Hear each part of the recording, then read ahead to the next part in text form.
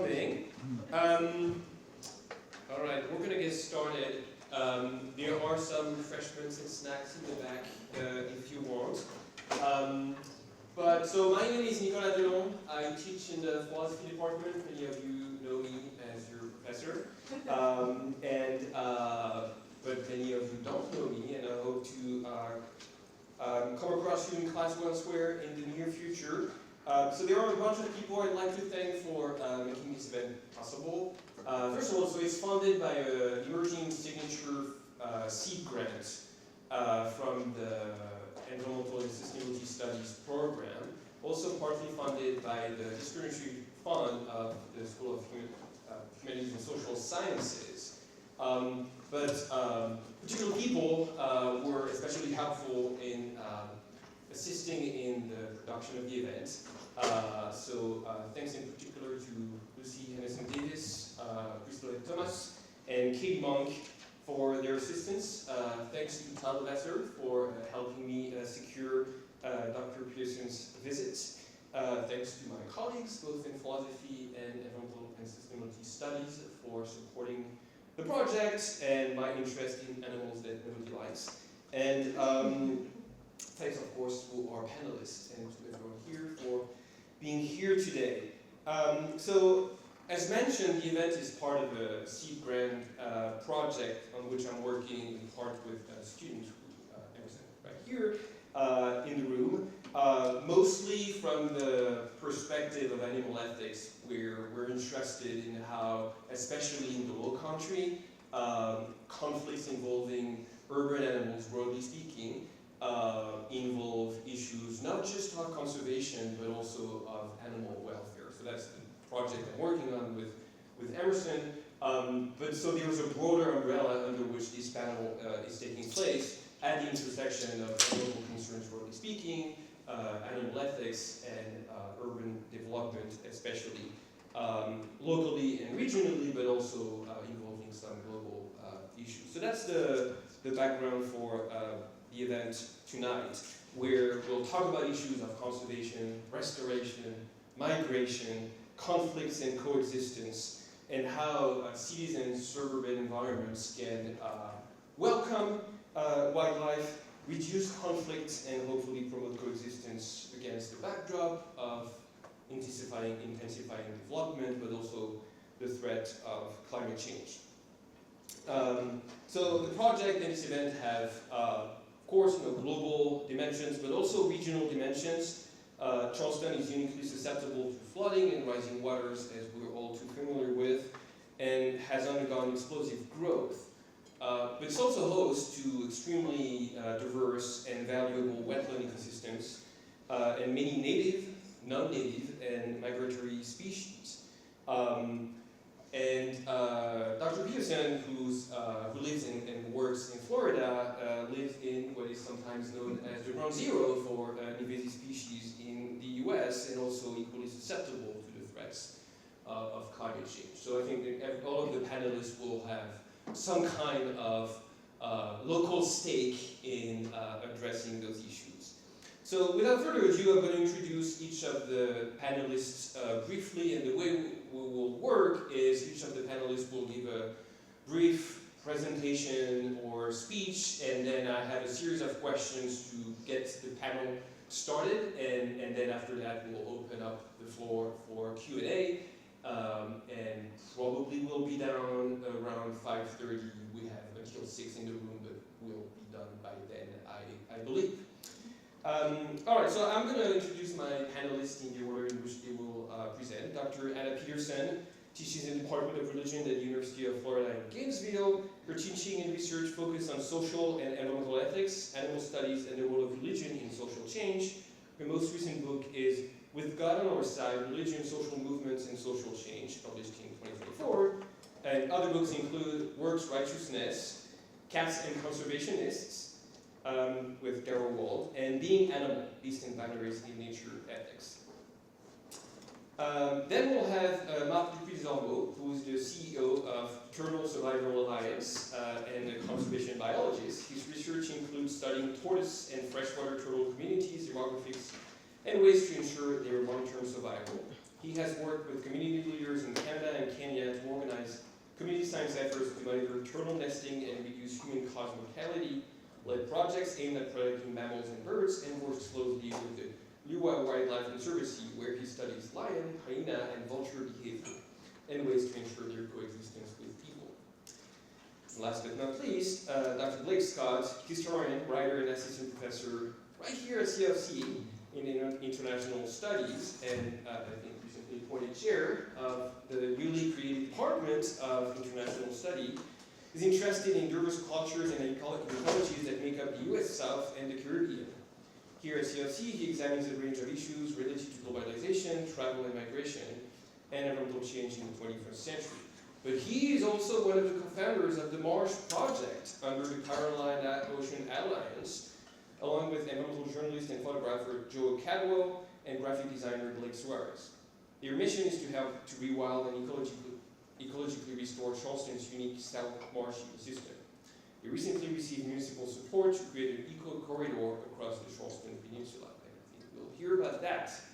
All of that is very exciting, but let us first welcome our first speaker, Anna Peterson. The floor is yours.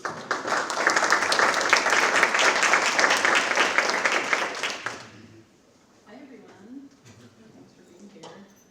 Sorry, I'm not wearing green. But, so I'm gonna, since we're just gonna be real brief, 5-10 minutes at the beginning, I'm gonna mention a few things that I'm not really gonna talk about now, but happy to come back to in questions. So I'm gonna zip through some of these slides.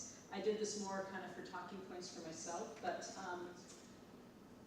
I think the big question we're dealing with today, at least for me as an ethicist and someone who's interested in the intersection, especially between environmental ethics and animal ethics, is how we navigate the moral claims of these different sectors, non-human animals, human animals, and natural systems, and also built systems, and I think that's something that we all have in common. So, see, I told you I was going to zip through some. So I want to talk about how animals become problems in urban areas. And this is different than, I think, talking about, this might be a little different than what I think some of the other panels are talking about. This is, everyone knows what this is, right? This is what, it's a big old python who's not supposed to be there. And he's not there anymore. So this is an example of an animal who's become a problem, right? They're out of place. They're not supposed to be there. And this is, I believe this picture's from the Everglades. It's a huge issue in the Everglades. Really wreaking havoc on the populations of native animals, including lots of native mammals there. So one kind of problem animal is a animal that's not supposed to be there because they're feral, they're exotic, they're invasive, and I think it's important to pay attention to that language. But then there's also, like, when the whitetail, I'm not going to read that quote, but you can read that, good old Garrett Hardin. It becomes compassionate to kill. The intelligent human manager is going to kill because it's in the best interests of the ecosystem, right? But white-tailed deer are native. They're native to virtually everywhere in North America. So this is not a case like the Bernese python, where they're not supposed to be there. So what's the problem with the deer? Why does the intelligent human manager have to kill them? Well, because they're overcrowding. But why are they overcrowding? What's the root cause of the overcrowding? Those are anthropogenic or human-caused reasons, right? Because of extirpation and sometimes extinction of native predators, and building up of suburbs and houses like that. So that's another kind of problem animal. And then there's everyone's favorite, feral cats, right? And Baird Caldecott is a very good, very prominent, influential environmental philosopher, one of the first environmental philosophers. Wrote an article about this. There's a big conflict a while ago when a guy who writes for Audubon magazine, is a real popular columnist for Audubon magazine, basically called for shooting, for killing feral cats. And Baird responded to that saying, well, I can see why it's kind of wrong, but it kind of makes sense also, right? And so I'd be happy to come back to the cat problem at some point. It's a great way to think about these issues of ecosystems and animal welfare coming into conflict, right? The cat issue. It's not necessarily where we're going with the discussion, but we can. I took this picture of this very handsome cat. He's got, I don't know if you can see, he's got his ear tipped. I was on my bike, it's the Rails to Trails, and I stopped. He was very friendly, and rolled over to be petted, and has an ear tip, looks good. I don't know if he's owned or not. Lots of owned cats have gone through our catnip program, and they have tipped ears. But he's just hanging out on this rail trail that goes through a large state park with lots of native wildlife.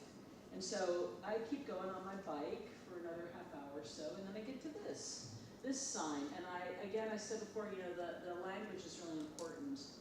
And alien invaders, biological pollution, right? Biological pollution. So here's the biological pollution here, it's wild hogs. And I want you to enjoy this picture, right? With the giant wild hog and the tiny little ranger. I don't know how they did that. They clearly, this was Photoshop, because I don't know if you've ever seen wild hogs. They're not actually the size of Triceratops. I love this. But anyway, this language of biological pollution and of intelligent managers, etc., I think is really important as we think about the moral claims and that different actors have in these conflicts. And I think with the case, for example, of turtles and of other native animals whose populations are threatened, the conflict is between humans and ecosystem, or humans and animals, not between the animal welfare so much. But I think a lot of the same issues, a lot of the same values and questions come in as we're trying to think about who has a moral pull on us and why, and where does this leave us? And the cat problem again. But then we have Baird coming back, and this is a picture of the Everglades. This is development, agriculture in the Everglades. I appreciate that, he says the destructive forces ravaging the non-human world are the problem, rather than to argue between animal and environmental advocates. And I think that that's good advice, but sometimes, as in the case of cats, sometimes the conflicts are real, and we do have to figure out what to do. Also, however, I think that this picture leaves us, and this is my last one, leaves us with the reminder that it's all of these problems are anthropogenic. Wild hogs and Burmese pythons and feral cats and overabundant deer are threatening ecosystems because of humans, right? The cats didn't, feral cat populations exist because people don't have pets. Burmese pythons are in the Everglades because humans brought them there. And deer are overabundant, right, because of human actions. And so that's, I guess, sort of where I start with this, is that, to demonize, to use language like pollution for non-human animals avoids the question of who's the polluter here. So with that, and then I hope we can get to this whole question of science as a grounding for ethical arguments, and the nature-culture split. And I'll leave this slide up until we get to the next one, because it's worth reading. Mary Midgley, one of the best environmental philosophers out there, I think, or philosophers, that as we're thinking about these conflicts, right, between animals and nature, between birds and cats, etc., sometimes we do have to choose, and I think hard choices do need to be made. sometimes, and unfortunately, we have to be intelligent managers to do that. But I think a healthy dose of humility and reality check of like who's the real problem is important. And also just very much just a reminder that we can have compassion towards the cats and the birds, or towards the deer and the forest understory that they are threatening, right? We don't always have to choose at least where we direct our compassion, even though there may be practical decisions that have to be made. So with that, I think that was, wow, that was like 7 minutes. Thank you. Good job.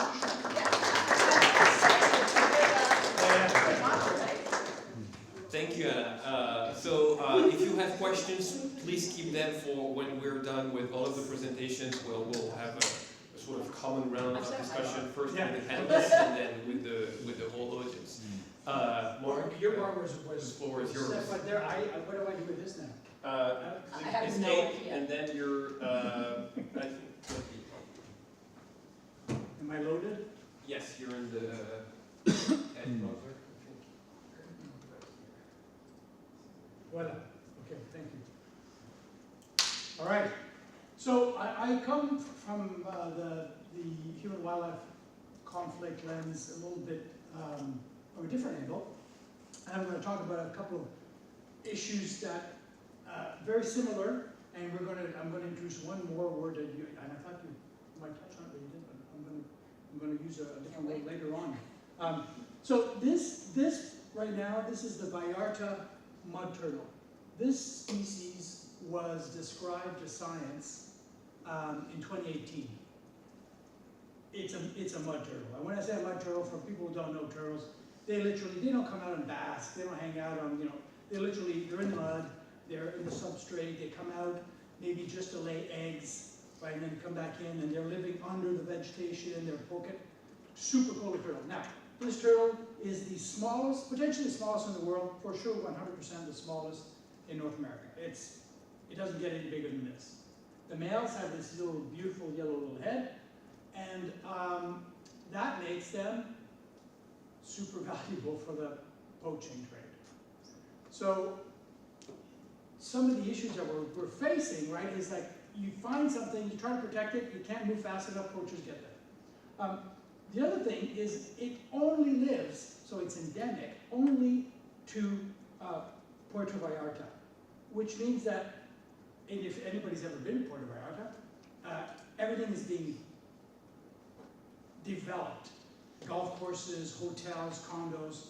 So this is where you normally live, this little kind of like, really stinky, it's nowhere where you would want to kind of hang out and bathe or anything like that. These things are just getting potted, and all the turtles that are in there get potted, right, and they're gone. We estimate that there's 400 left on the planet of these turtles, and they are going way faster than we can do anything about it. We are now putting together, we're trying to take some out of these wetlands, move them to like the Guadalajara Zoo or to the university to set up protective places where they can breed, and then find maybe places like a golf course where we may be able to release them, right? So like it's like the race against time is crazy.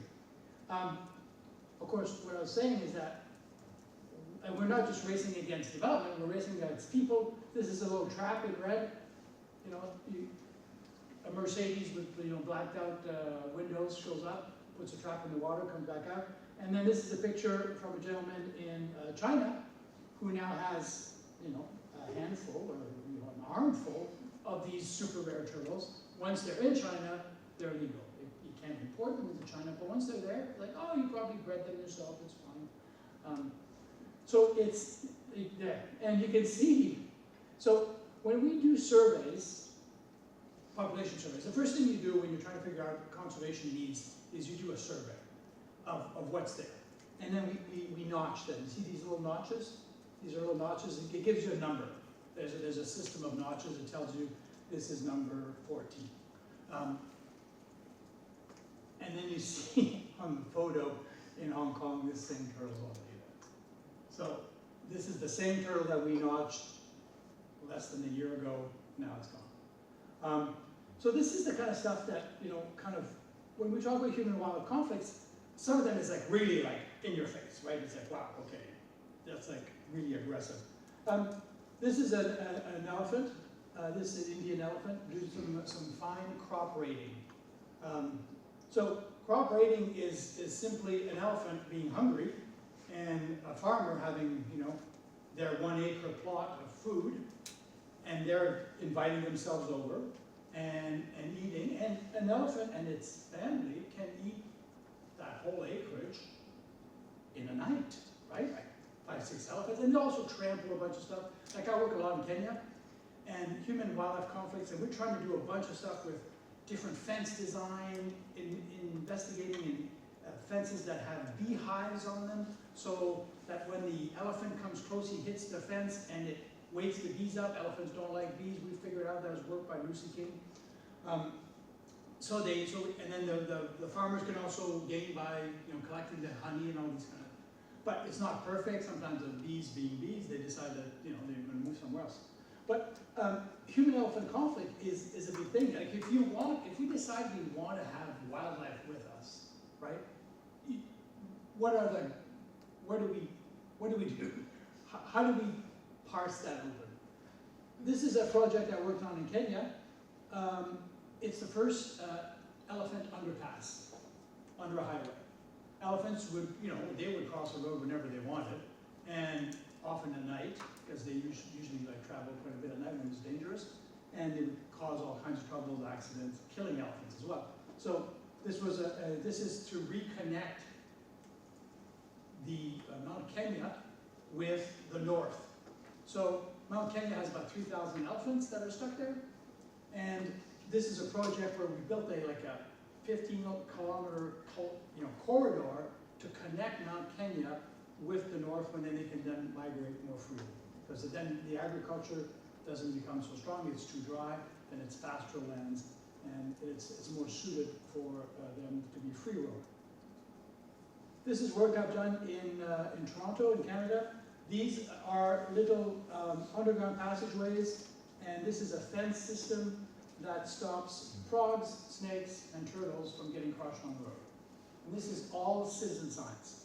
So these are all people, communities that get together, that walk the road to identify the hot spots of where mortality happens, and then the municipality gives us some money, and then we tell them where to put these underground passageways, and it's been fantastic.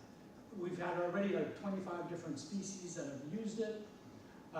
You know, a lot of mammals go through there as well, so it's hilarious.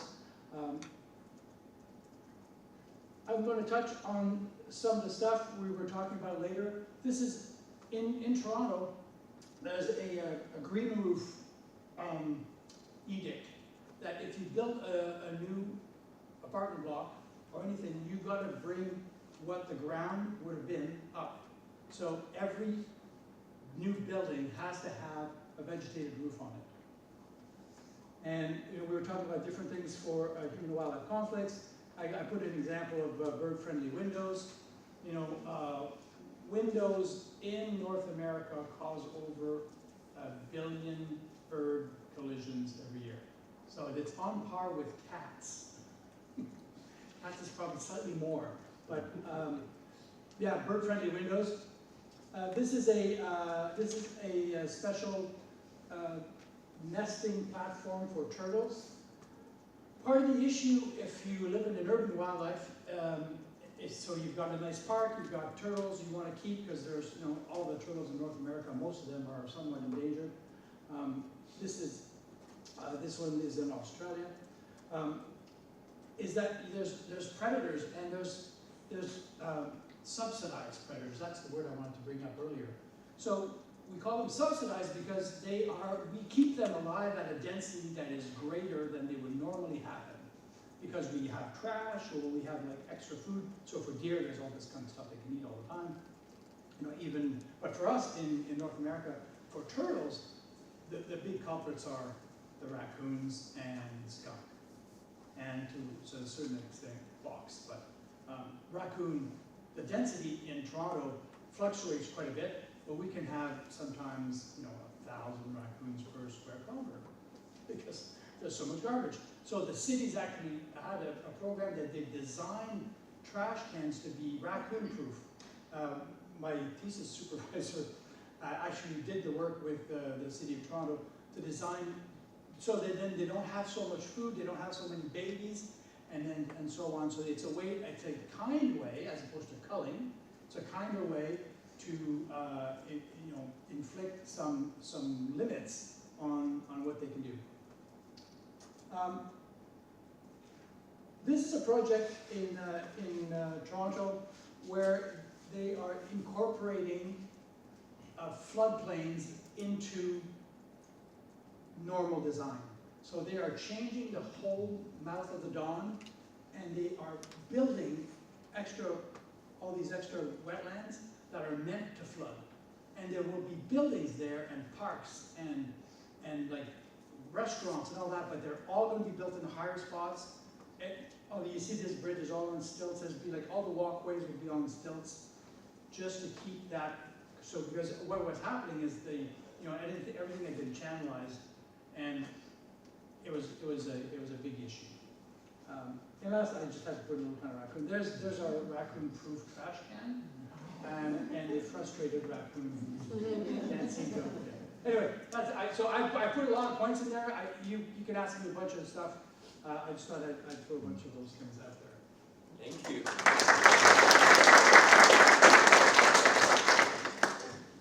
Well, that's perfect. Then it creates both a literal and figurative bridge with some of the things that Dr. Blake Scott might talk about. Do you need any help with your slides? I'm just going to go to our website, Oh, great. since we're not doing a full presentation.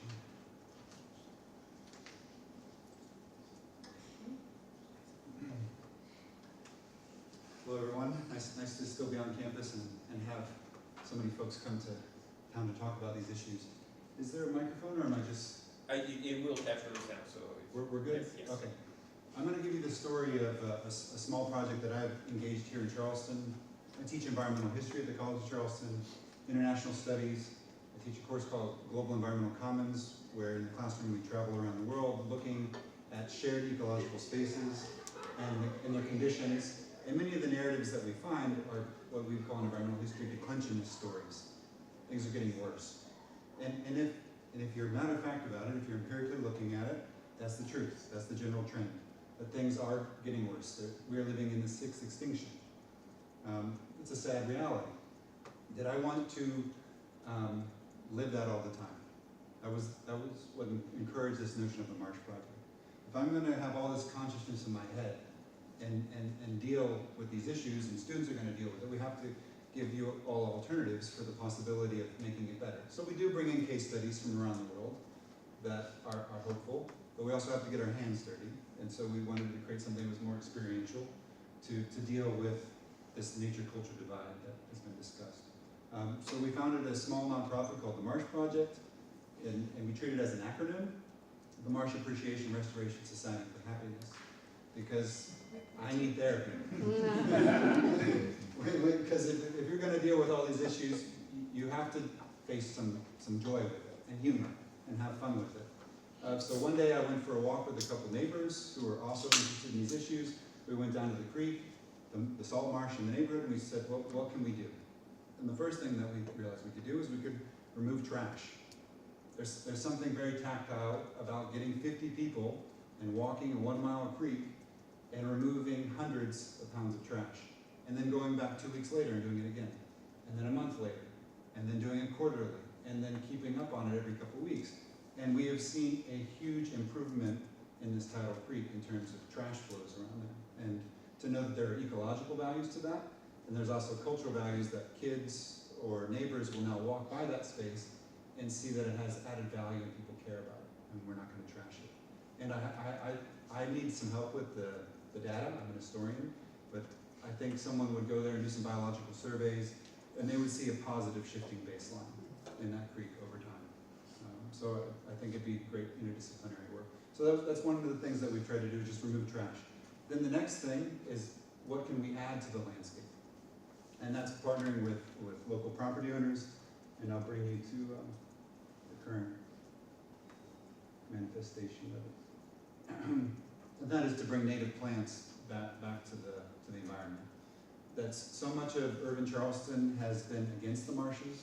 Half of downtown Charleston is filled marsh, 50% of the peninsula. That goes on par for most wetlands. I think we've filled about half of our wetlands worldwide. We've done the same thing on the peninsula, and that's where the areas that flood. But if we're gonna have neighborhoods right next to these salt marshes and these few remaining tidal creeks, we only have 3 remaining in downtown Charleston. We had well over a dozen really healthy tidal creeks that were filled in. So we have 3 remaining, this is one of them. Well, if these residential properties are gonna be right next to them, how can we mimic or integrate culture and nature in our backyards, in our front yards? And that's removing your non-native plants and in a very design-oriented way, bringing in native plants. We have these easements between the sidewalk and the street. Colloquially, we call them hell strips. And so we said, we'll call them hope strips.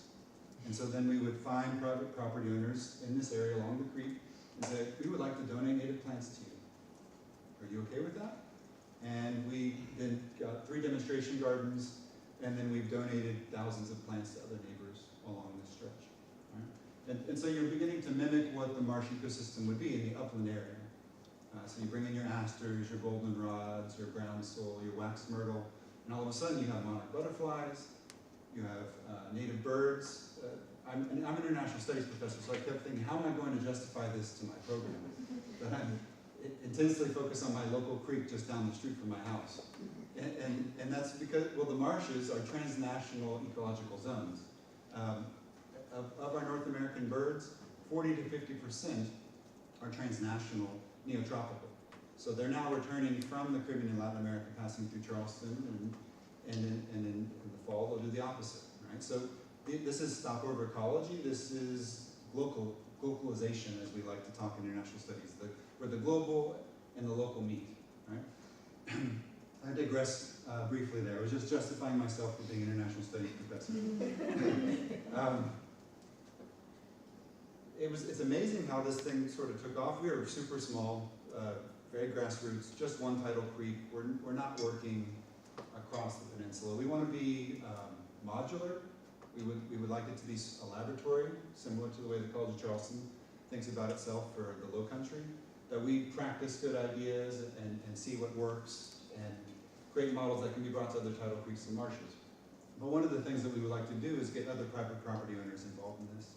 So we came up with this idea of an ecological corridor where private property owners could be members for no cost. It doesn't cost you any money.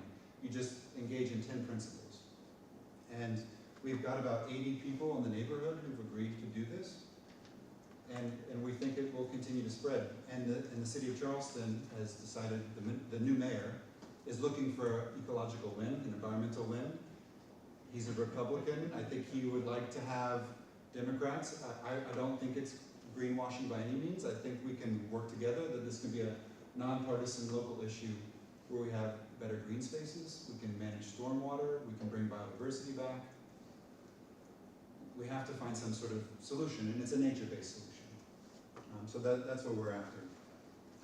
What's next is the idea of doing a pilot project across the Charleston Peninsula from the Ashley River to the Cooper River. It would run approximately 1.5 miles and ecologically reconnect 2 of the 3 remaining tidal creeks in the peninsula.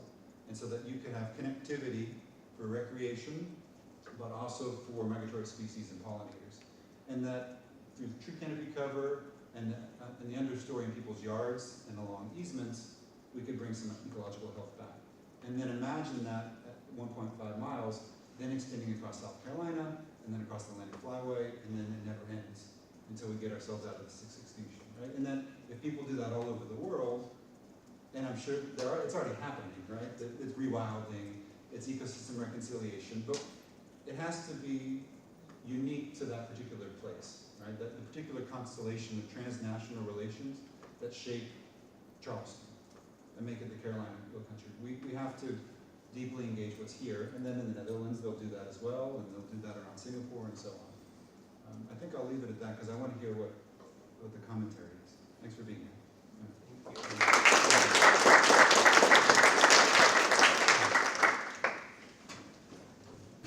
Thank you. So I'll have a few questions to get us started and guide the discussion, and we'll see where it leads, and we'll open up for discussion with the rest of the audience. So there's a few things that I think, few themes that I think may be shared in common between the different interventions here. So one I wanted to start with perhaps was what Anna said at the end of her talk, mentioning the role of science in policy. Mark also mentioned the contribution of citizen science in dealing with some wildlife conflicts in urban areas. And this leads, I think, to a broader conversation about the multiplicity of approaches that we're taking to these issues. The four of us are coming from different disciplinary perspectives, and Dr. Scott mentioned a bunch of different kinds of values that people tend to be motivated by when they are involved in conservation projects. Not just the economic values of that which they are trying to preserve or conserve or restore, but aesthetic values, cultural values, ecological values, and perhaps even spiritual values. So there's no single discipline that is going to be the source of solutions to our problem, and that's one of the things, of course, that makes environmental studies so powerful. So I'd like to invite my co-panelists and whoever wants to go first to comment on what they see as the role of science in managing coexistence between human beings and wildlife, and perhaps what non-science approaches can also contribute to conversation, from the social sciences to the humanities and perhaps even religion and the arts. Who wants to go first? Okay. Thanks. I think if you want to sell policy, right, at the end of the day, as scientists, especially if you're doing conservation science, you want to be able to have data to back up what you want to do. So there's a bunch of different ways to do it. You can go out and hire biologists and to do surveys and to look at what the issues are. But it can also come, it's very powerful if it comes from the community. If they're empowered to go and collect data on your protocols, and then you've got very, very loud voices often at the municipal level. I did demographic studies for the Regional Conservation Authority for many years, just to kind of show them where the hot spots were and then why it was changing the demographics of the actual population. Because there's, for example, for turtles, this is a bit of a sidebar, but for turtles, females often get hit and crushed on the side of the road more often than males, because they are out looking for nesting spots, and in Canada they're looking for nesting spots that have a very low canopy, so they need that heat and the sun to incubate their eggs. So what happens, the consequence is that they seek out the side of the roads with the gravel and then the beautiful place to nest, and then the nest, if she makes it, great, and then sometimes she gets killed on the way out or she gets killed on the way in. But if the eggs aren't eaten by subsidized predators, they're often just, when they do hatch, they hatch and they try to cross the road and they die. Having me say that as a biologist is interesting, but I now have 1,000 volunteers in Toronto that walk all these different roads and point these things out. And that has been a tremendous weapon. So that's what I'd say. I'd say science on its own is great, but if you can get a lot of people doing science and understanding what they're doing and pushing those policies, then you probably get a better outcome. We went from getting these little studies done to having the municipalities spend $300,000, $400,000, $500,000 changing the roads every year. So it does have a lot of power. Just from my experience, I'm an historian by training, so I don't have the background in a lot of these natural sciences, but I'm deeply curious, and it's very fun to learn and work with an interdisciplinary team. So the key I realize is you have to have an interdisciplinary team to solve these problems. You need people who are really good at graphic design. You need people who are really good at storytelling. You need people who are really good at crunching data and making maps and understanding hydrological flows.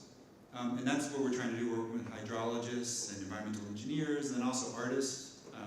But bringing those folks together, the more we can do that, the better.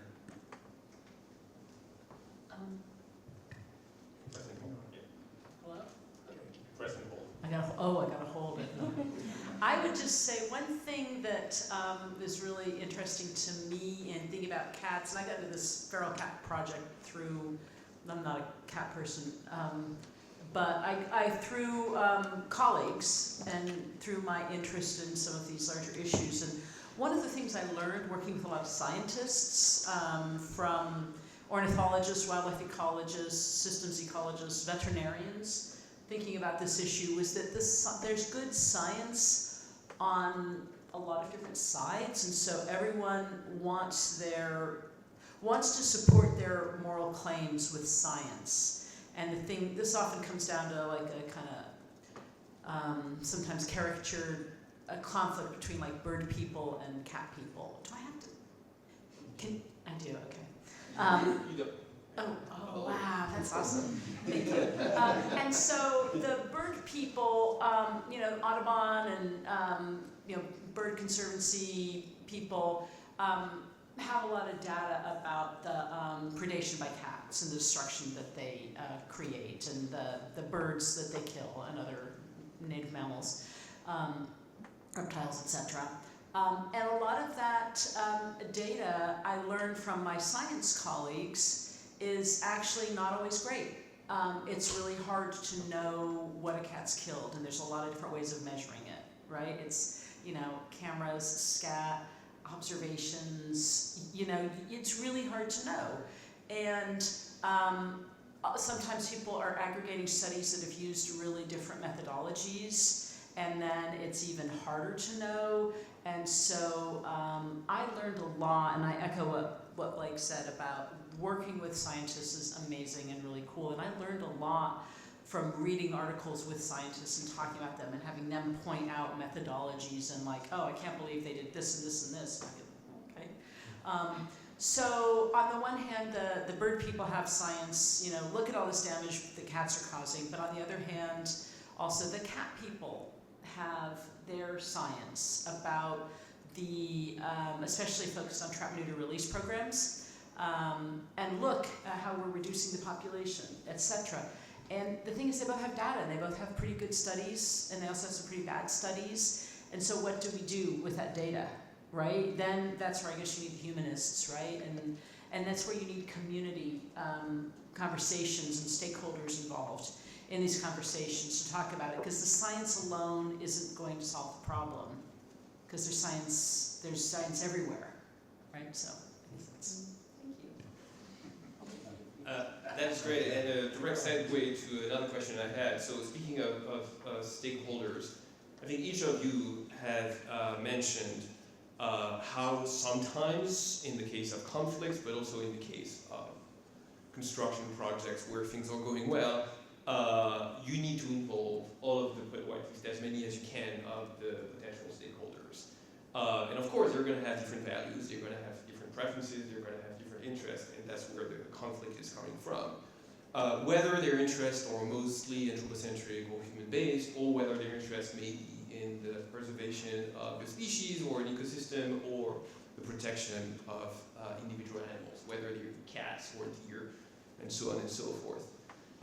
So I wonder how, in practice, in the different projects each of you have been involved in, you navigate those conversations with stakeholders who are coming from all sorts of different backgrounds and perspectives, both public and private. The community is a broad, vague umbrella we could use to motivate talking with people in general, which is what we should do, but it's not like talking with the community always goes well, or in the ways you would expect. Yeah, there you go. But just briefly, because I think these guys have a lot more practical experience than I do, but my co-author, Darrell Wald, did a lot of focus groups where she had people from like the cat advocates, outdoor cat advocates, and Audubon sitting down together and talking, right? And sometimes those conversations were very heated, but sometimes they weren't, right?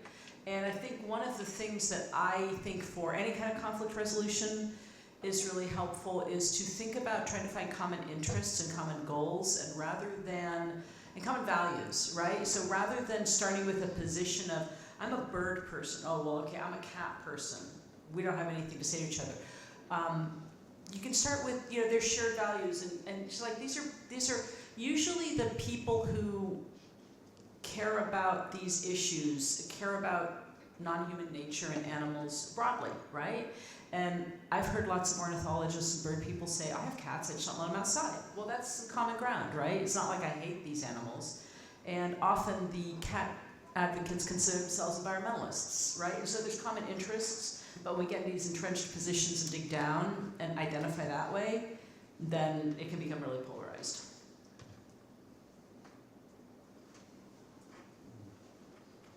I wanted to try to answer this as honest as possible. For every stakeholder, there's a different interest. And I feel our job is to be mediators and interpreters of what we think their interests might be. And it requires good research and listening to figure out what their interests are, and then figure out how to package what you want to do as a coalition with what one of our professors taught me a while ago. He says, bottom line up front, bluff, bottom line up front. So then you've got to figure out how you can get the bottom line up front to what they think is the bottom line for them. So for the city, it's stormwater management and flooding. So the story starts that way. When I work with a neighbor, I talk about reducing the amount of chemicals that are in their yard and how native plants will bring butterflies to their house for their kids. When I'm talking to someone at the playground, it's about removing trash. All of those are true, but the bottom line up front changes depending on the stakeholder. Yeah, that's a great point. I'd say that what we've tried to do is to get to what the end game is. So it's a little similar to what you're saying. So for example, in Kenya, vulture populations are down 95%. And you kind of go, why? Do people shoot vultures? What do they do? No. What happens is human-wildlife conflicts.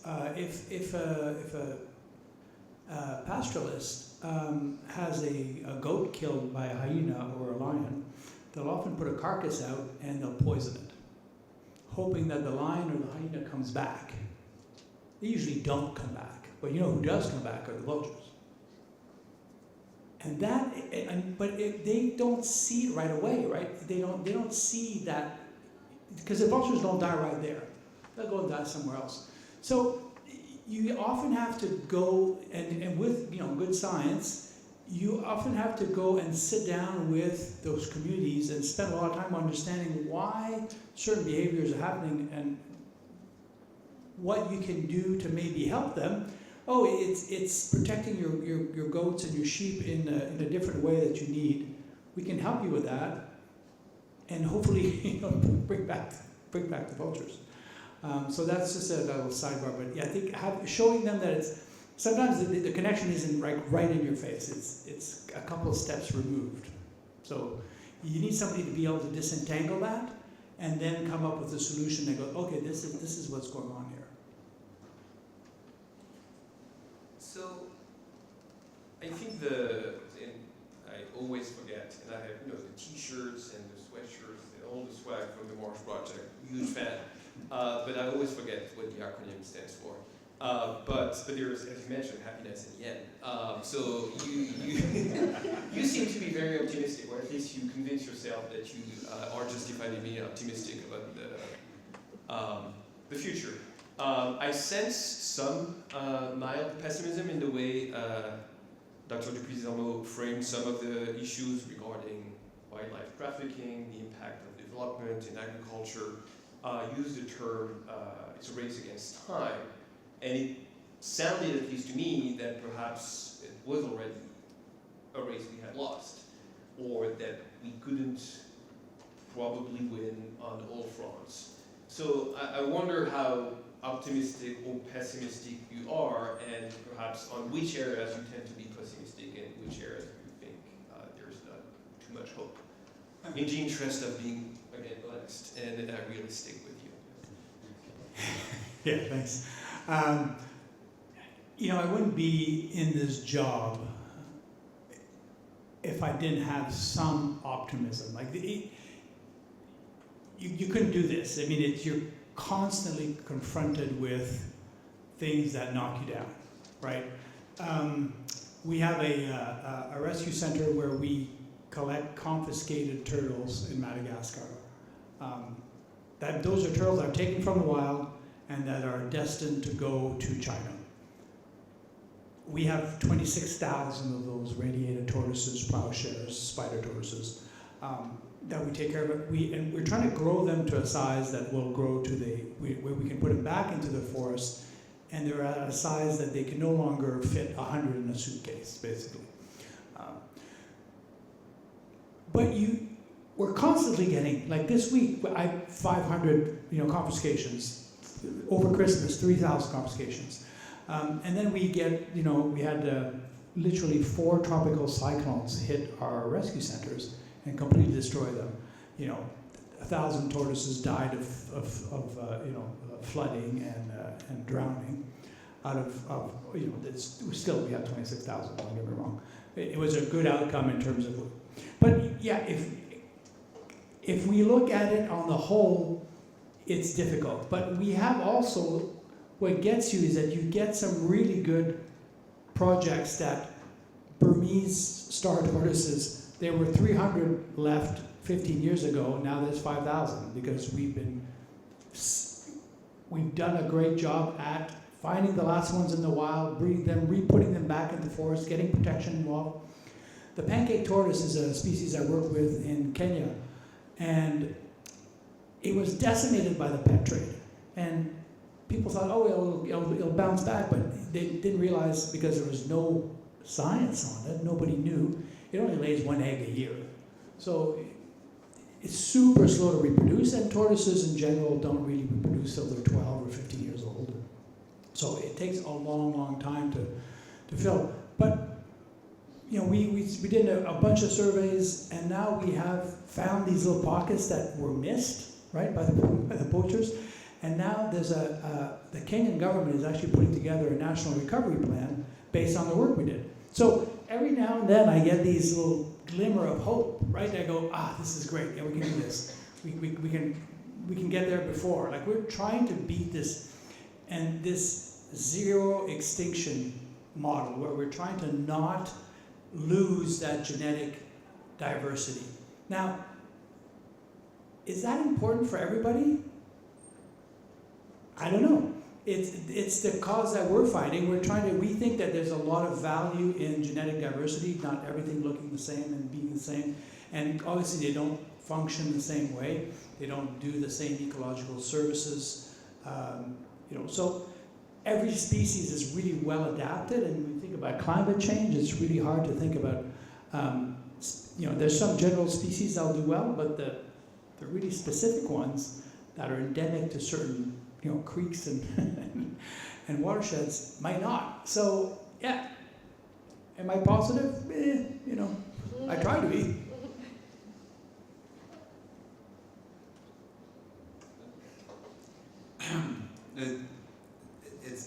It's very difficult to be overwhelmingly positive right now, especially with what you see going on in the U.S. federal government and the attack on universities and what we're doing to our environment. So I think we're losing. That's empirically, just looking at it, we're definitely losing the battle to protect the natural world and save biodiversity.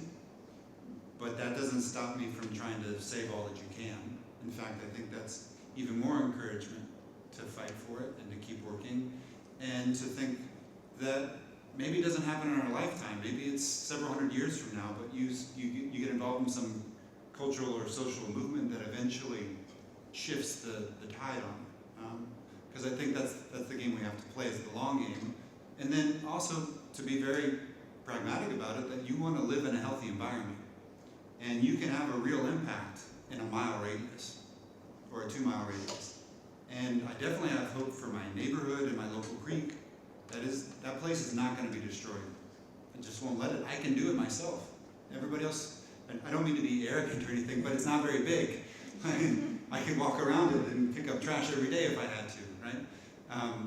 But I don't think that'll happen, because I do think we can create community around these movements and little hope hotspots or something like that. I believe in the city-state model in particular right now, especially with the state of our federal government. So I think maybe we can think of solidarity networks that eventually will win them over. But we're not winning right now. No. Yeah, well, I live in Florida and work for the University of Florida, so I'll tell you we're not winning right now.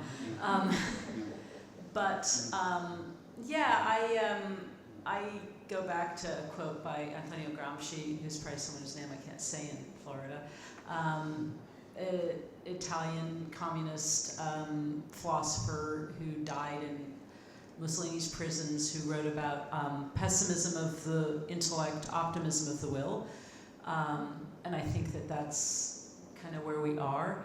I really like I think, the focus on local communities. We have to think locally, because that's where we can make change, but we can't stop there, because we need structural change. And I study social movements in addition to ethics, and thinking about social movements, they have to take a long view, right? And so that's hopeful. If you look at the history of the civil rights movement, lots of anti-colonial movements, etc., they've taken a long view and lived through a lot of failure and a lot of tragedy and kept going. One line I really like from an environmental philosopher I really like, Stephen Fogel, wrote a great book called Thinking Like a Mall. I don't know, Todd, if you know that. He's riffing on Otto Leopold's essay, Thinking Like a Mountain, Thinking Like a Mall. But he says that if we want to address climate change, we need to create the kinds of communities that can address climate change. And I think that's what Blake is talking about, right? Creating kind of communities that can address the problems that we have. So that I think is where we have hope, hopefully. Thank you. Well, I think it's about time to open up the Q&A session. So I will field the question. Just raise your hand, introduce yourself briefly, and then direct your question to all of the panelists or one panelist in particular. Yes. Hi, thank you guys for being here. My name's Haley. I teach geology and just got my master's degree with the Environmental Science Association here. My question is for all of you, whoever wants to chime in, but it pertains to policy and what the municipality in question can do, what we were talking about, right? So federally, it doesn't seem like there's a lot that we can enforce to make these nature-based solution decisions, to enforce more biophilic design. In your opinion, what should the municipality do first? When they're saying, okay, we see this happening, these marshes are no longer protected by WOTUS, what do we do? What do you think their first real step should be? I would say just briefly engage stakeholders, right? Talk to the community. Speaking real specific from Charleston, you can follow the municipal chain of government, and they do a really good flow chart. And the lowest form of municipal government in Charleston is the neighborhood association. It's not a homeowner association, it's a neighborhood association. And if that neighborhood association, which is a pretty easy group to work with, because it's like a 30, 35 people, you can get to know them, they have similar issues. If you can work through that and you get to your city council member, and you work your way up from there, and then you start collecting neighborhood associations in that way. But I think that's a great avenue. And then you know, if you're at the College of Charleston, they're a huge stakeholder for the city. You could contact your city council member who represents, I believe it's Mike Seekings for this area, and get a group of students, and he'll sit down and talk with you. Right? He'll definitely do that. That's one way to do it. Yeah, and I'll go back to just saying, if you have a community group that you can work with, some of them can be quite loud, and they'll show up to meetings and ask for things that, you know, maybe, you know, as a prof or as a, you know, you're just not kind of comfortable putting your neck out there, but some of these people are, so it's quite powerful. Thank you. I had a question for Dr. Peterson. How would you say the best way to go about bringing about like the language moral claims, like compassion, to the less like aesthetically pleasing species, or the ones that's like kind of like an average species? Species. Like, maybe we'll carry on with the more. Mud turtles. Yeah, I think we can avoid, and I think probably the other folks here also have stuff to say about this, but I think we can maybe try to avoid being polarizing and kind of, you know, ad hominem. So like that language of, you know, a biological pollution, right? And I think, I mean, I don't want to make a strong claim here, but I think if we think about the language that, you know, vermin, right, is a phrase that's used for some animals, you know, and it's used for some humans, right? And so I think that that polarizing, you know, dehumanizing language, that we can think about the effect that, I mean, what's the effect of using that on groups of humans? And then why are we talking about wild hogs as pollution, right? And so to try and avoid that that language, science can sometimes provide nice neutral language, but sometimes scientists use really polarizing language too. I mean, I've heard scientists use that, you know, that kind of language too. So I think really for all of us involved in this, being very aware of language. Well, so like I've been saying feral cats, and there are a lot of people who would not want me to use that, and I'm using it because it's easy and people know what I mean. But actually I should be saying outdoor cats, because the issue is not, because feral just refers to basically cats who live outdoors who aren't owned. And outdoor cats who are owned do just as much damage, sometimes more, right? Because outdoor cats who are owned are, sometimes they're hunting birds for fun, because they have a good meal. Whereas feral cats, like birds are hard to catch, like lizards are way easier, etc. And so if you actually have to make a living off of hunting, you're going to be a lot more efficient than like, you know, an owned cat who's got, you know, a bowl of meow mix to go home to, right? So, you know, even a choice like that. And feral also suggests that they're unfriendly and kind of wild, etc.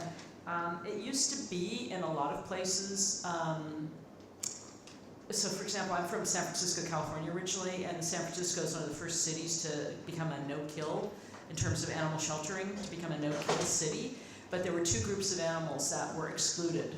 So they could count themselves, they could kill 100% of all the animals in these two groups, the dogs and cats, and still say they were no-kill. And the two groups, anyone want to guess what those two groups of animals were? One's a real softball, right? No, these are dogs and cats. Two categories of dogs and cats. Oh, together. Oh. Yeah. So feral cats, meaning any cat that was trapped at a feral cat station or where there's a known feral cat colony, which included lots of cats who were really friendly, right? Because people dumped them there. But any cat, they didn't have to do a temperament test. Any cat that was picked up at a feral cat colony, and that's very common in lots of municipalities, lots of shelters. If you're trapped at a feral cat colony, you are a feral cat and you can be euthanized like instantly without. And the other was pit bulls. And I'm a pit bull person. I'm not a cat person. But I see the problem there of just like this blanket, you know, they're all bad. And so, yeah, I don't know if that really answered your question. So, you know, one thing that I like to emphasize whenever I talk about undesirable or unloved animals, raccoons, pigeons, rats, coyotes, you name it, is that none of the categorizations we use to talk about them, whether it's quote-unquote pest, vermin, or nuisance animals, problem animals, or even invasive, are intrinsic classifications, right? None of those categories describe something about the animal itself.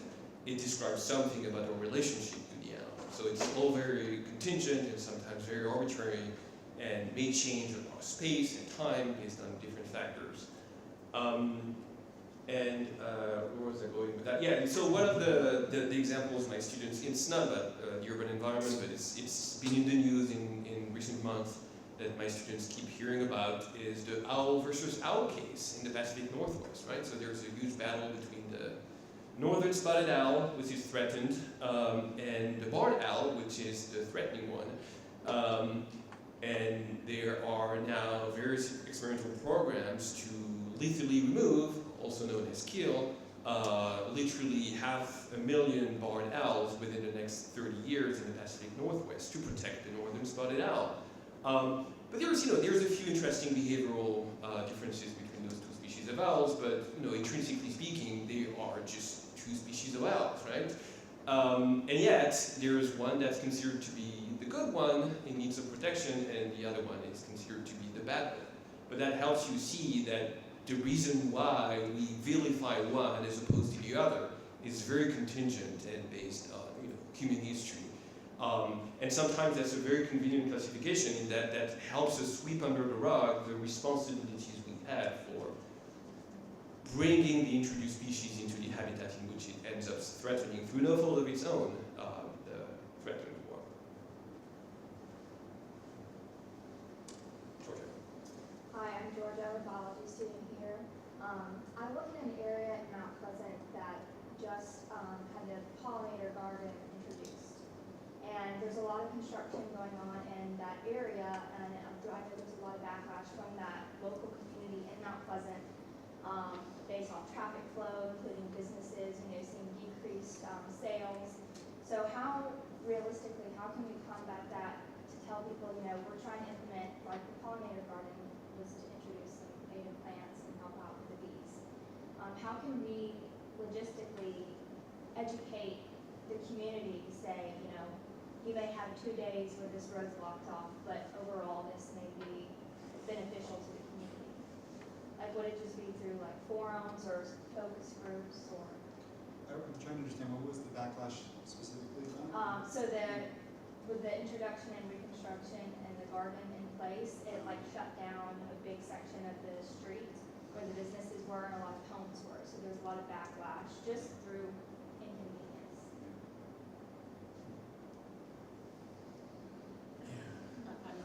I guess maybe there was a failure to really explain to people in the beginning about like, this is what's gonna happen, these are the days it's gonna happen. I don't know anything about this, obviously, so. But I guess to avoid the backlash, make sure people really know what's happening and how great it's gonna be later. Think about this, there's so many metaphors for this, like when they want to build a bike lane and people don't want to lose their parking space, or there's the transition to painting the bike lane. So how do you deal with that intermediate time period? Is get as many people on board in the first place, right? So I'm wondering if this group was just super small and they were very excited and they did this and they didn't really get a lay of the land in terms of the local business owners. The first thing, if I was involved in that project, I would go knock on every single small business store right around there and say, ask them what they think about it, think about timeline, what they'd like to see around that spot. Try to get them to buy in before you go in with the garden. We've even been thinking this with native plants, that we have to get buy-in when we do native plant gardens, because not everyone's going to think it looks pretty, and they're not going to understand when they die back in the wintertime. You leave the stalks for insects, and so you have to figure out how to engage them intellectually on it, but also make some compromises. So, for instance, we're trying to do native plant designs that concern more evergreens, and that there are certain sections that can have dialogue. But for the eye that's still being training itself, it still looks pretty somehow, right? So I think that's something that maybe they should have done it in smaller sections, right? So they didn't have to block up so much road, right? Hi, I'm Chloe. I'm an undergrad EMSS student here. And my question applies to all of you really, but specifically you talked about your turtle restoration. I saw in your presentation a lot of innovative technologies, maybe more modern. I'd love to hear more about what kind of innovation you're doing with technology, and then what challenges using these new technologies may pose. You know, is there backlash with construction of these underpasses and things like that, kind of what we were just talking about, how it might not look as pretty as someone might want, and then a lot of people are against modern technology use when it comes to, you know, addressing climate change. So what do all of you guys have to say about that? Yeah, there's a lot of, as you say, new technologies. A lot of it, so when you're looking at constructing a roadside and anything, you know, changing the traffic flow even for a day is a nightmare, right? There are times where the right ecological answer is to block the road because it's salamander migration tonight. Because it's raining, it's April, it's happening tonight, they're all going to cross the road and they're all going to get killed. So tonight's the night we should block the road. The city's like, no, we can't do that. Okay, so what else can we do?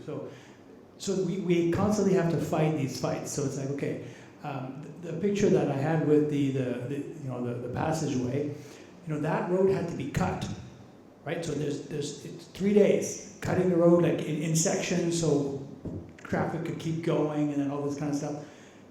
But that's when you need to have people kind of be loud enough and vocal enough that the municipal government hears it and goes, okay, this is important. They're tired of seeing dead turtles and frogs and snakes and mammals on the side of the road. So part of it is trying to figure out what you can do. Technology is getting better. I mean, fencing, you know, it creates another barrier, right? So, and barriers to migratory patterns are never a good thing, but you got to manage those. That's why, you know, in Kenya we did these migratory corridors for elephant. They migrate 150 kilometers back and forth. There's places where you had to like bunch them up to make sure they didn't go into communities. In other places they're free to roam. But you just have to kind of, often tracking is the best thing, figuring out where those hotspots are.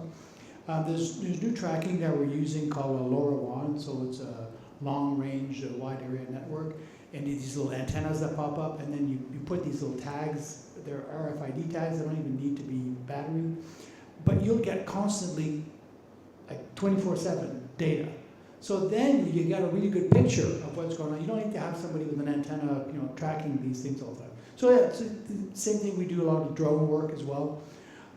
So there's a bunch of stuff that can help, but at the end of the day, you need to interpret it and you need to sell it. I mean, it's crazy, but you were saying about visual, the power of like having good presentations, and the power of having graphic artists, and yeah, you need to sell it to people that often don't care or not even heard of the problem. They're like, why should I care about all these turtles getting killed? Don't we have lots of turtles?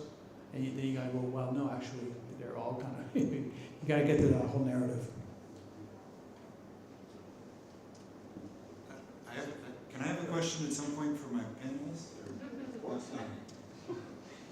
Okay, so I would like your advice on this one. We're running into issues in Charleston and the Tri-County area. There's 3 counties, all sort of urban Charleston, of coyotes.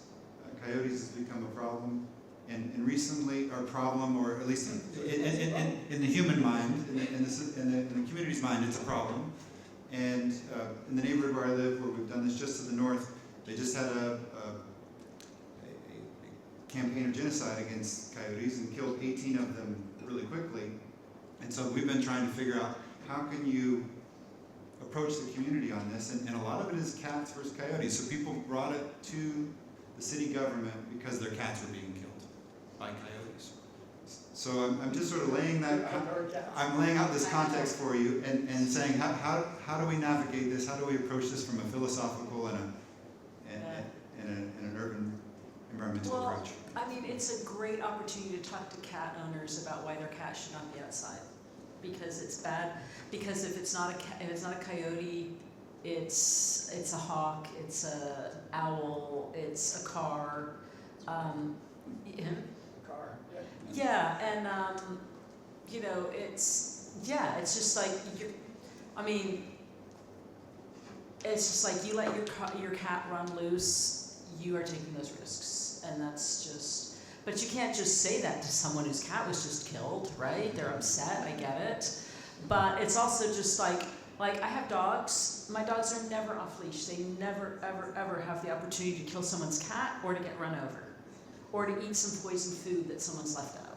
They don't get that opportunity, and it's like, treat your cats that way. I think municipalities should have cat leash laws the same way they have dog leash laws, right? If my dogs don't get to run loose and kill your cat, then your cats don't get to run loose and kill the birds in my yard.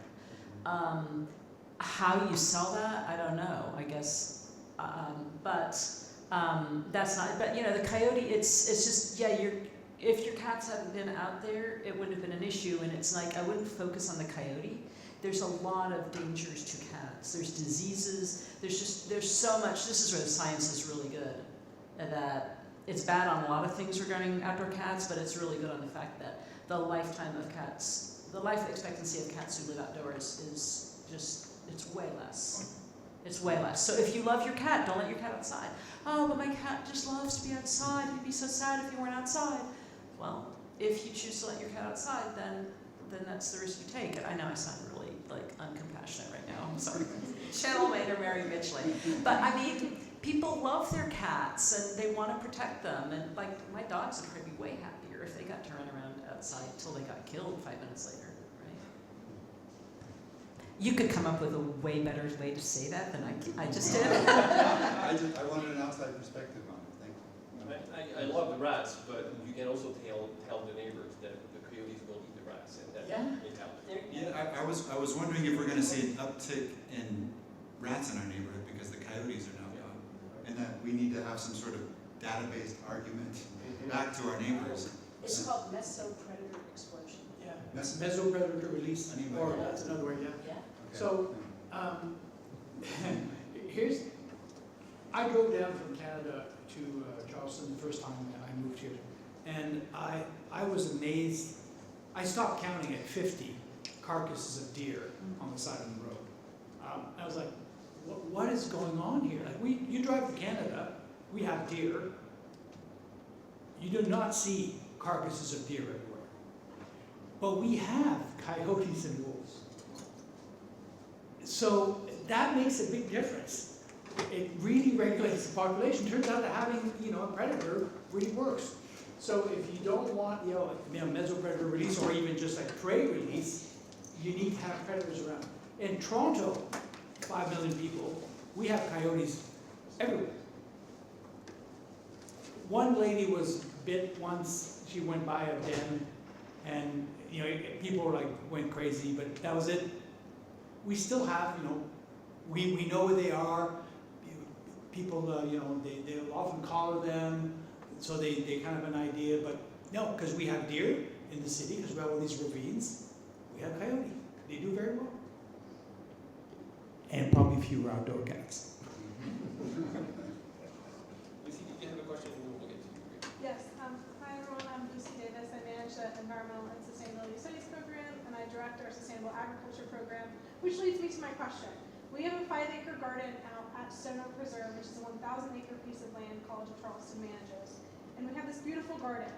And on the way out there, you pass all of these really great Gullah Geechee gardens as well. And we've always had a problem.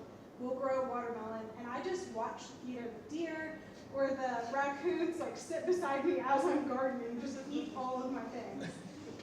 And so one time I was on my way there, and I stopped by one of the farmer stands, and I said, "What do you all do about the watermelon? Or what do you do about all the raccoons?" And they said, "We just grow enough for them." And so I guess that leads me to my question, and maybe it's not much of a question as a statement, but no one's mentioning much about coexisting. And it's just something that, I guess, in our current society, we see ourselves hierarchical, and we don't necessarily see ourselves as coexisting with these animals.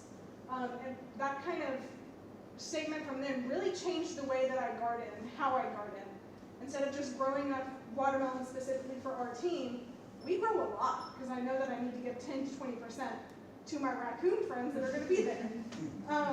So if anyone has any kind of comments on that, I would love to hear more about it. Well, my comment is absolutely not that, but although they are not very good at sharing. So we had a small peach tree at home last year, and the raccoons waited until the peaches were just close to ripe. So we were about to pick them, and then overnight they ate all of them and left the pits on the terrace so that we could see that they had eaten all of the peaches, and they left none of them for us. So it's tricky, but I love the approach. I love the approach. You need 3 peach trees. My issue with coexistence, it's not, I don't mind coexistence, but is that if you feed the animals, they end up having more babies that need more feeding. And then you can't stop a raccoon from being an egg predator. So all the birds that lay eggs are often predated. It doesn't matter if there's other stuff. They are great egg, so turtles, raccoons just go dig them up. So we have systems where we put nest protectors on when we find nests and all this kind of stuff.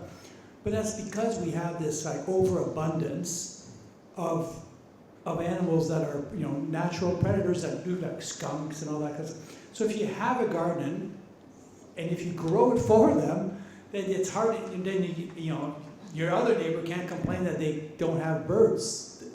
My nest got predated overnight because I've got twice the number of raccoons that probably should be there. I think to Lucy's comment, we have to fully, if we're going to do that, we have to fully acknowledge that we've replaced almost all the other apex predators in that ecosystem. And then think about what do those other apex predators do to balance and in a way manage that ecosystem, and then how can we consciously create some sort of balance in an ethical way to allow coyotes and other species to inhabit that. But we have to flip the narrative and recognizing that we've dominated in such a negative way.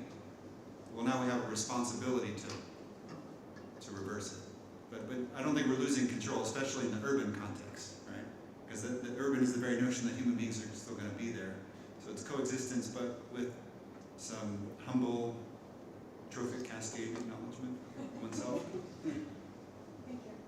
Yeah, that kind of segues into the question that I had for y'all, and bear with me because I want to make sure I word everything right, but at least from my understanding, it's not super uncommon for a species to go extinct. And you've talked about it already today about how much human involvement and development has kind of affected these different species. And so I'm just wondering, at what point would our own intervention almost be counterintuitive? How do we ensure that the policy and the people's responses and actions are not going to create another trophic cascade and, I guess, kind of disrupt things? So is it to conserve rather than to further disrupt, I guess? Kind of like what you were just saying about your neighborhood's response to the coyotes was more immediate and it's not very well thought out. I'm going to interpret that the human intervention tries to solve the problem and then makes the problem worse by trying to intervene. Yes. Is that? I would like to hear your thoughts on. I don't know. I don't have an answer. I want to give your answer, but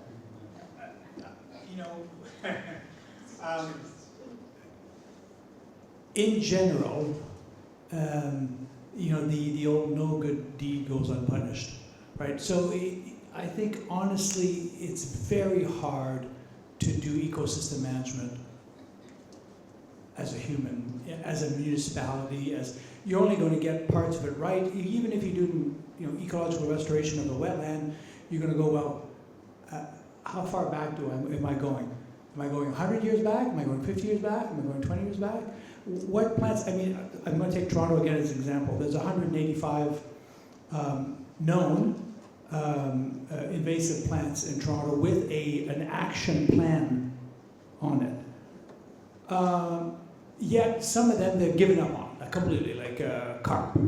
They're like, okay, it's naturalized now. Like, wait a second, that is like a major ecosystem disruptor. It's some stuff that just kind of, okay, Phragmites, it's not even on there. So some stuff you kind of go, you can fight it, you can't fight it. What's the end goal? Where are you going to stop? And plus, if I take a wetland is usually part of it's a succession, right? I mean, things go from wetlands to forest in, say 10,000 years. Where are you stopping? So it's really hard to play that. So no, your point is well taken. It's super hard to kind of say, I want this. This is what I want. This is the picture I have, and we all agree that this is what we're going to do to get there. So I think it's a very difficult choice. But not doing anything means that we end up with just red-eared sliders, raccoons, cockroaches, rats, and squirrels, and And feral cats. yeah, and feral cats. So. Yeah, I don't know if I have anything to add. It's the scientists know it's really hard. I think one thing is to think maybe in terms of communities and relationships and processes, right? And maybe the job of humans is not to create the ecosystem, but to enable. That's like the best wetlands restoration, right? Or any kind of restoration, or even the sort of creation of quote artificial wetlands, which some environmentalists have a lot of dislike very much. They think they're fake, but I think the birds and the turtles and all that live there don't know that they're actually living in a fake ecosystem. But I think it's to get the process going, and then create the conditions for the natural processes to proceed as they might have, rather than try to come up with the end goal, because I think, as Mark says, what is the end? We don't know what the end is. And restoration. There's Todd knows this place, Paints Prairie. There's a beautiful, wonderful state park near Gainesville, Florida, that was restored to the time of contact of Europeans. And so there were introduced there feral horses, Mustangs. Well, they're like cracker horses, but Mustangs are feral horses, right? People don't think of them as feral horses, but that's what they are. And bison were introduced to the prairie. And the bison, I guess, were native to that, but the horses sure weren't. The Spanish brought them. But it was like someone made this arbitrary decision about the date that they were restoring to. And the horses are not very destructive to the environment, and they're managed and all of it.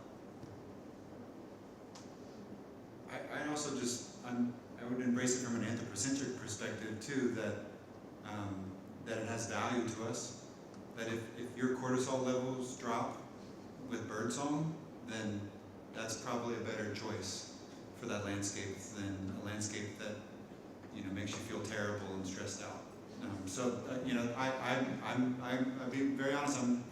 I'm doing it from a human perspective. I'm thinking about my kids and my community, and if that adds value to them, their cultural and ecological relationship, that's enough to keep me going for now until we could test it and prove something in the future in terms of what that space could look like or should like in another 100 years.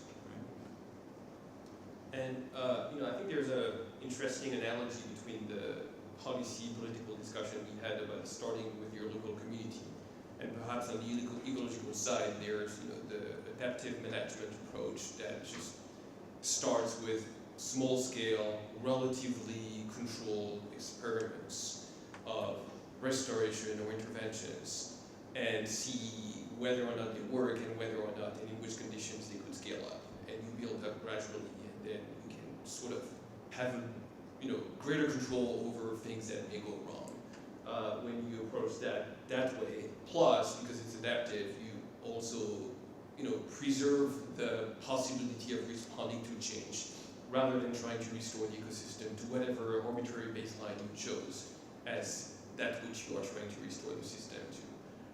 So I think that's the more promising approach in ecosystem management, at least that I'm aware of. Bearing in mind, as Mark mentioned, that it is just extremely difficult, and everybody is aware of that. Right? But start small and local, experiment, be ready to make mistakes, and adapt to the mistakes you make. There was a wetland that was restored, and I'm trying to remember exactly where it was, and it does not come to me, but it was like 50 years ago. And they've really done a really great job of restoring. But even that wetland compared to a natural wetland, which was never damaged, doesn't have like 80% of the plants and the biodiversity in it than the other one does.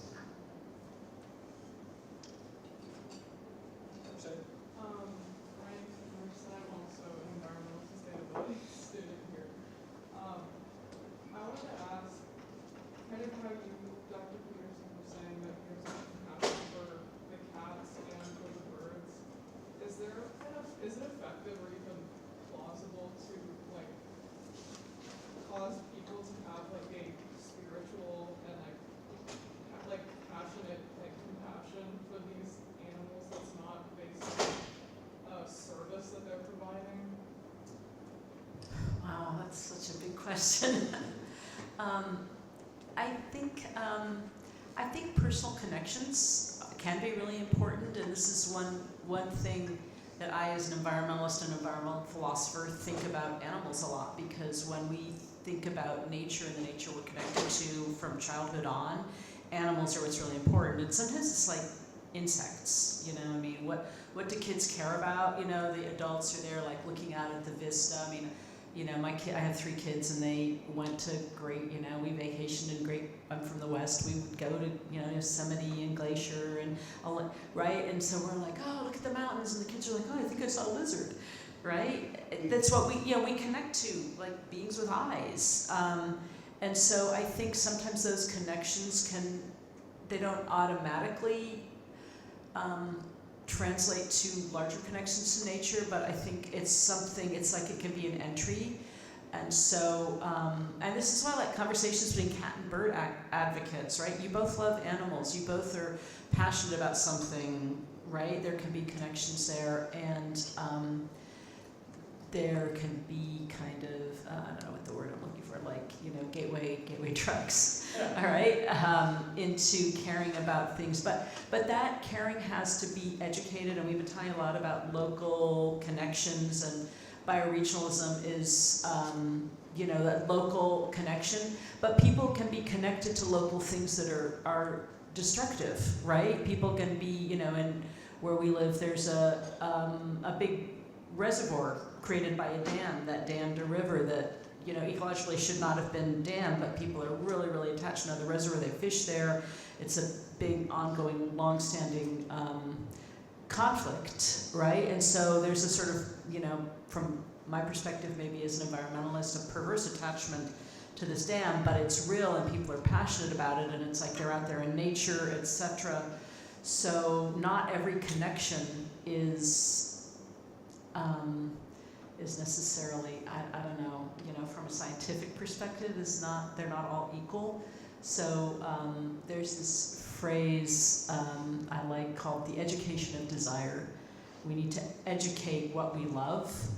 And I really appreciate how Blake was talking about, the eyes are not trained to think of certain things as pretty, right? To think of that native grass that's brown and yucky looking as pretty, right? But we can learn to see that. And again, I'm from California, I'm from Northern California. No one's had lawns there for decades, right? And it looks really, really weird if you see a lawn, and you just get educated to that. And then it's well, of course everyone's got yards full of cacti and whatever. But if that's not what you're used to, it looks really ugly. Well, I want to be mindful of people's time. We have the room until 6, so you're welcome to stick around and mingle with us. But until then, I want to thank our panelists and the audience for their questions.